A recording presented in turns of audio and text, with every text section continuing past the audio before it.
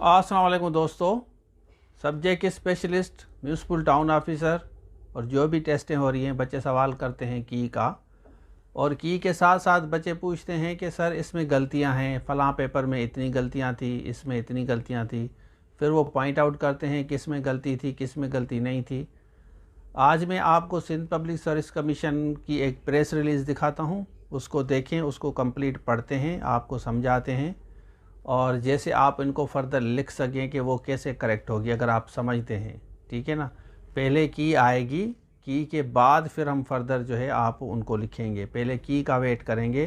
पहले मैं आपको दिखाता हूँ, जैसे आइडिया हो जाए, आपका टाइम बच जाएगा। जहन बना लें, चीज़ें तैयार कर लें। उसके बाद अगर आप समझते हैं कि यहाँ पे एरर है तो उनको लिखेंगे, तो आपको फिर फ़ायदा अगर होगा तो वो आपको गाइड करेंगे।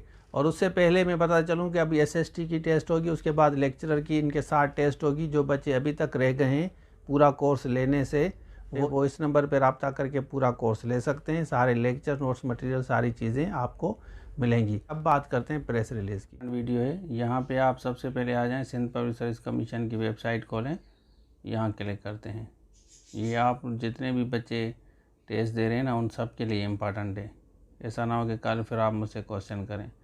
अब ये 5 तारीख को प्रेस रिलीज़ आई है। अब इसको थोड़ा सा पढ़ लें, टाइम निकालें, थोड़ा सा पढ़ लें। ये देखें, all the aspirants candidate who appeared in pre interview test, जो 4/5 को हुई थी, for the post of medical officer and women medical officer in health department, hereby inform that in pursuance to application जो आपने भेजी थी from a few candidates receive हुई, उस जिन्होंने पॉइंट आउट किया था कि इसमें गलतियां हैं paper A B C D में रेस्पेक्टिव पेपर सेटर को उन्होंने एग्जामिनेशंस के लिए ये भेजा था कंटेंट जो भी है।